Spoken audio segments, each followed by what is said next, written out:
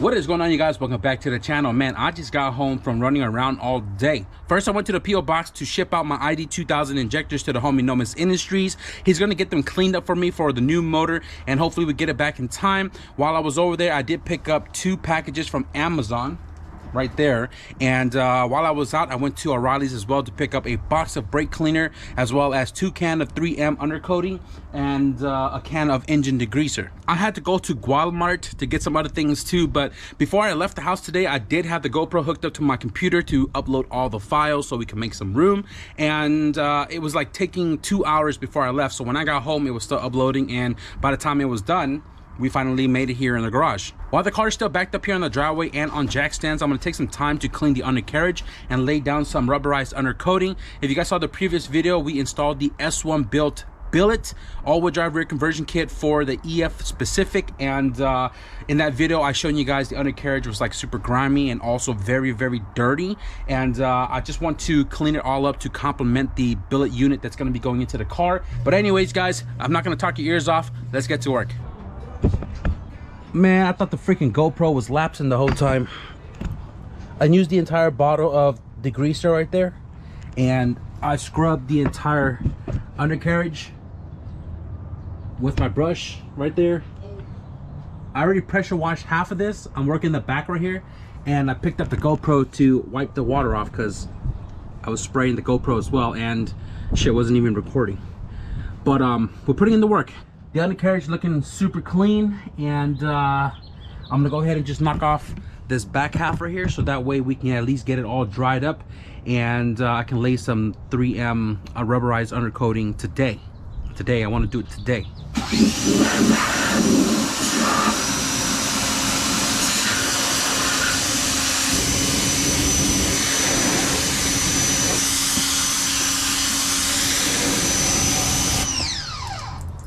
Giving the wheel well a nice little rinse down as well too while we're at it. The car will probably be displayed at the S1 booth on jack stand, or just the rear, so I want the whole back end to be nice and clean to promote the billet all-wheel drive rear differential. I mean, I'm probably gonna have to clean this again when we do get to SoCal, but I'm excited. Pretty dry.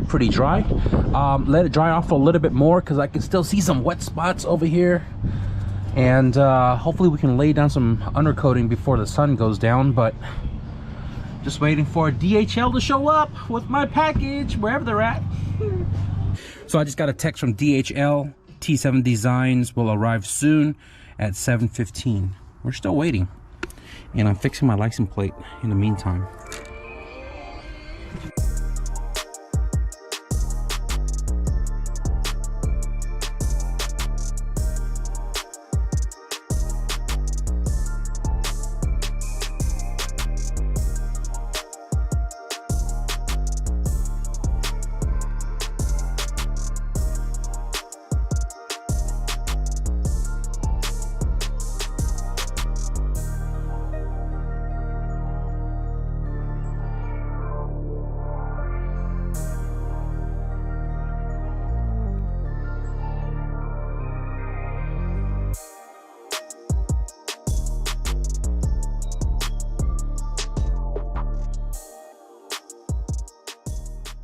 DHL is 2 stops away from delivering my package, and I just finished rubberized undercoated the rear end of the under chassis, and it looks good.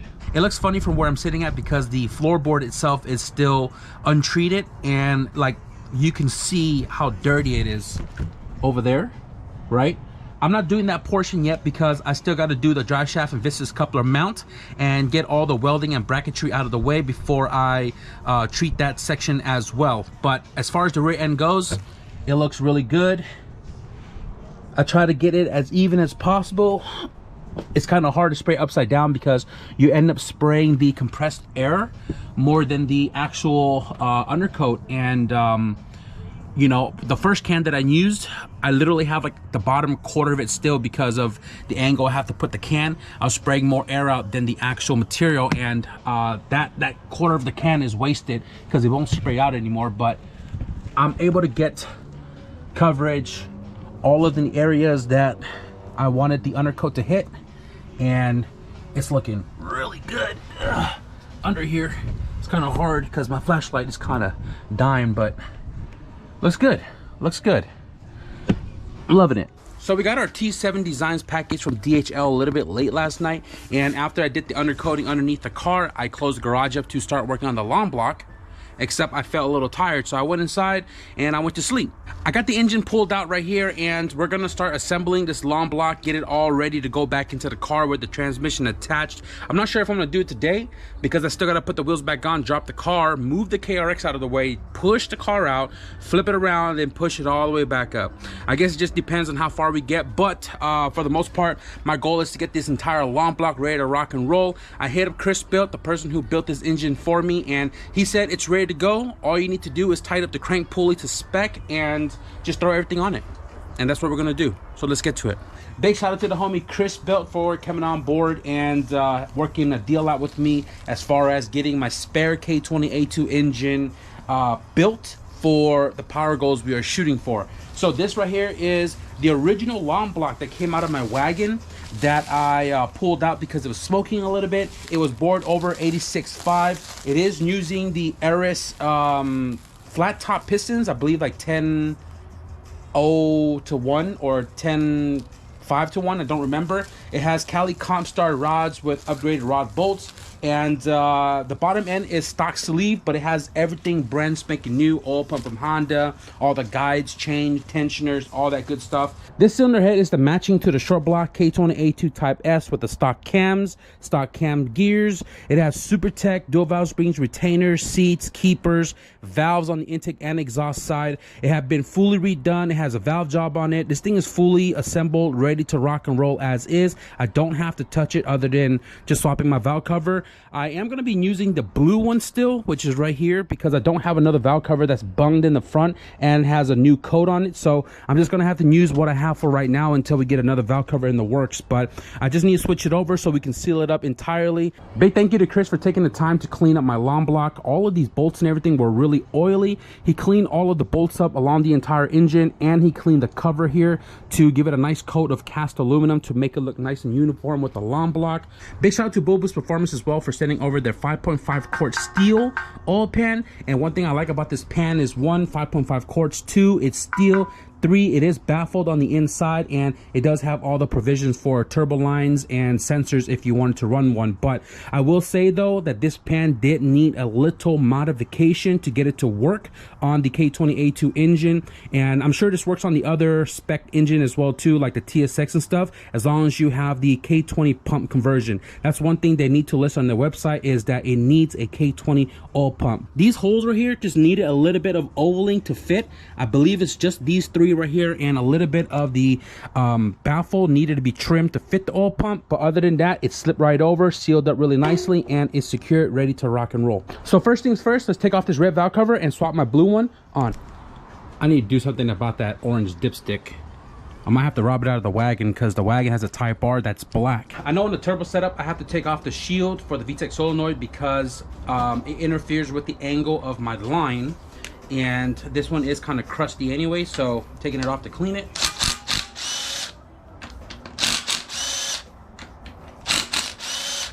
I also just noticed that this K20a2 does not have an oil cooler. I don't remember if I blocked this off in the wagon when it was in the car. I remember doing it once before. I don't remember if it was this motor, but it looks like we need a water pump that does not have the port for the oil cooler.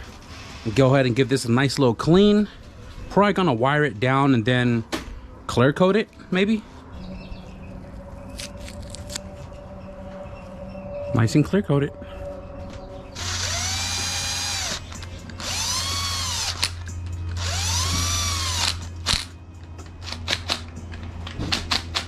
The turbo we're going to be using on this engine is going to be a Precision 6266 Gen 1, and it's a journal bearing turbo, which a -3 line will be fine with the correct fitting on the turbo. And the wagon already has a -3 line on the turbo in the car now, and I'm just going to go ahead and leave the line in that car, install this one, and just get this out of the way now because it is kind of hard to get a tool back here once the engine is in the car. 24.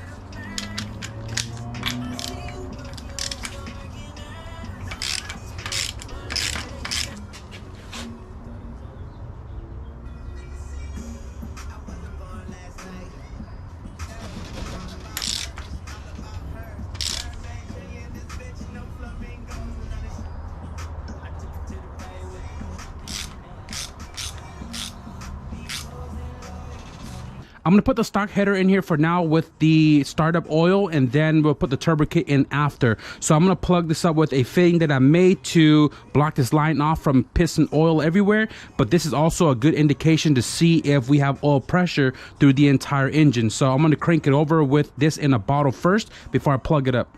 Just realized that my water port for the heater hose wasn't there, and I had to pull this one off the other cylinder head right there. So I'm gonna go ahead and install this because we are keeping the heater.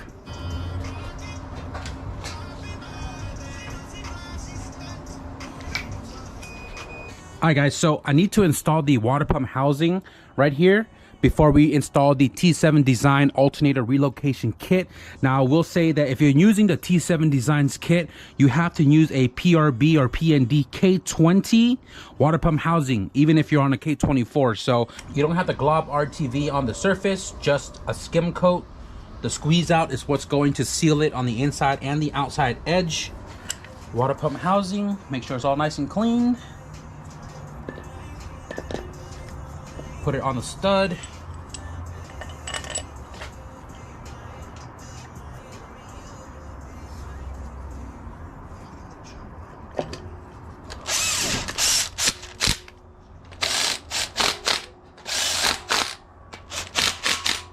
I always check for squeeze out and make sure we got some good sealant. And we're looking good. In this package right here, we have the T7 Design AC Power Steering Delete Kit. Make sure you cut away from yourself, not towards yourself.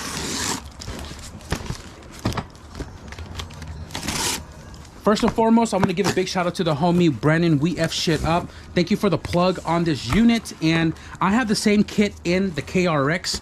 It is a beautiful piece, and it is something I recommend if you're deleting your AC and your power steering unit. I have broken way too many other brand AC power steering delete kit that I'm kind of fed up with it, you know?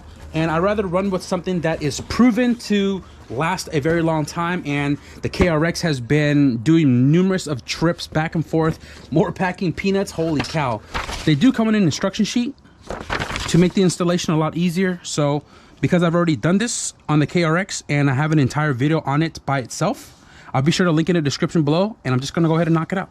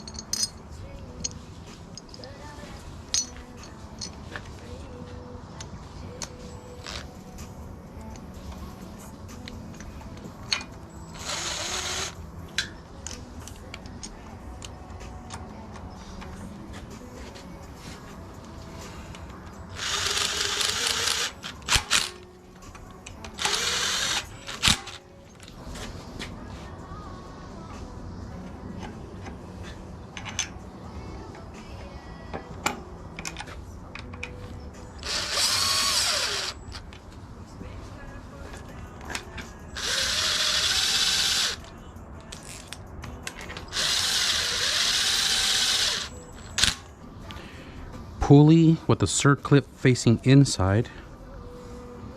Okay. This water pump is bad because you can hear a lot of bearing noise, and I'm gonna pick up a new water pump tomorrow. So I'm gonna go ahead and get the belt on. The previous AC power steering delete kit that was in the sedan was the one that came out of the KRX, which I switched over to the T7 unit, and I didn't have the pulley for the alternator, so I kind of ran it as is. When I put a brand new 7 rib in it and took it for its first drive to the alignment shop, it shredded the 7 rib down to a 5. Kind of sucks. I went online to try to find the pulley for the alternator, and I don't know why it was complicated to find it, but the beautiful part about the T7 kit is you don't need that pulley. The 7 rib lines up with the stock crank pulley, and we shouldn't have any issues with shredding any ribs off the belt. So this kit I recommend hands down. Give you guys one more look on this unit here before I pull it off the engine stand so we can get the clutch and flywheel put on, tied up the crank pulley itself, and then made up that transmission. Let's go.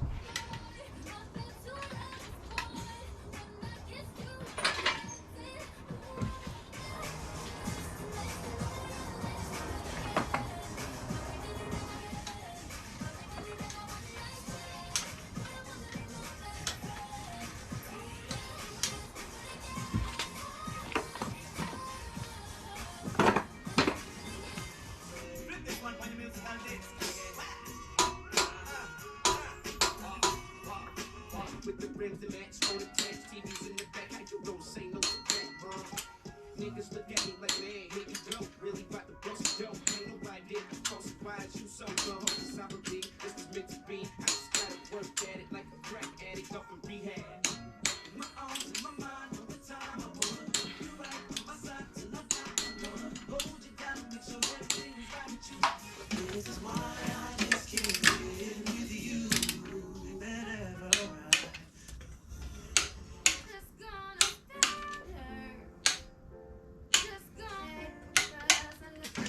I can only tell you what it feels like, and right now it's a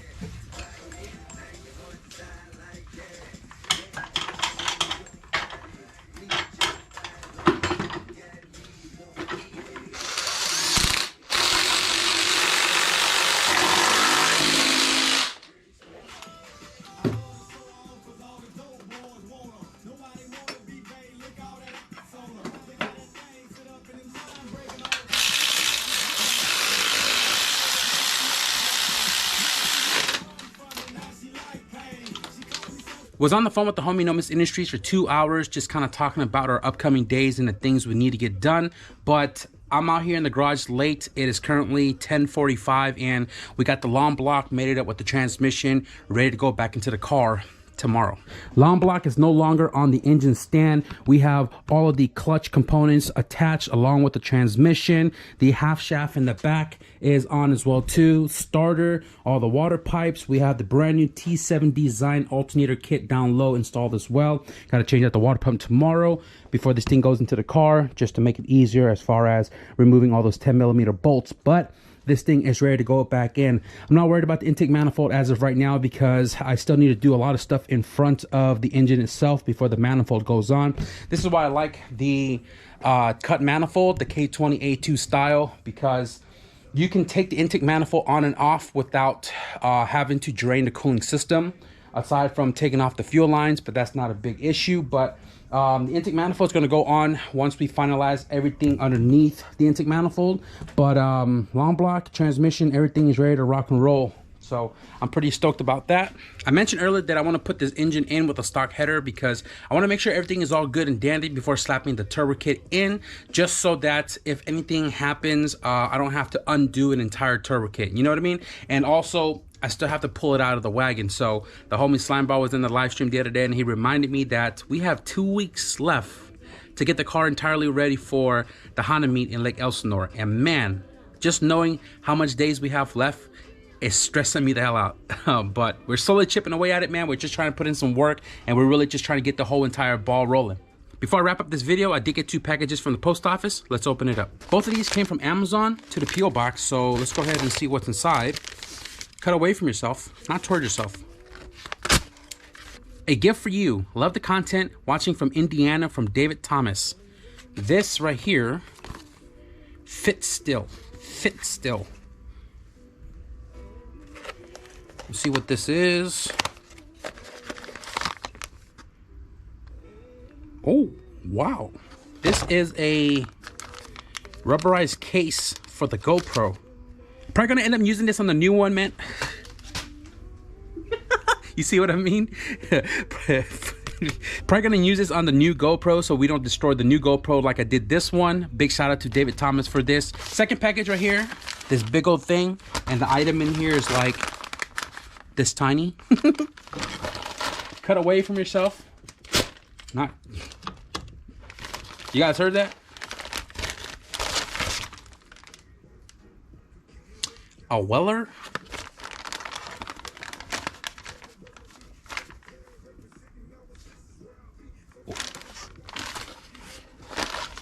no message. No message. But we have a new soldering iron from Weller. I appreciate this, man. Thank you. You guys probably took notice of my my ultra cool soldering iron. This thing has seen some better days. I mean, not only did I burn the cord by putting the iron on top of it, I broke the case as well too. And then not only that, the tip of this thing is dude, this thing needs to be retired, but it works. It works. It takes a little while to warm up, but it works. I appreciate whoever sent that to the P.O. box, man, because not saying that I'll retire this one, but I think that one will be more efficient than this one. So I appreciate you. Thank you for sending these new soldering iron, man. I will tell you guys that these two items will be getting used like literally tomorrow. We're gonna wrap it up for this video right here. I hope you guys enjoyed the progress update on the EF sedan with the undercoating of the undercarriage to get it all nice and clean for when we do the billet all-wheel drive rear diff mount kit, and also the assembly of the new long block that's gonna be going into the car. If you guys did enjoy this video, be sure to leave a thumbs up. And if you guys want to stick around to see this engine back into that car, maybe a little bit of the wagon running again because it's been sitting there for a little while, be sure to hit the subscribe button. But with that being said, thank you guys for watching, and I'll see you guys in the next video. Peace.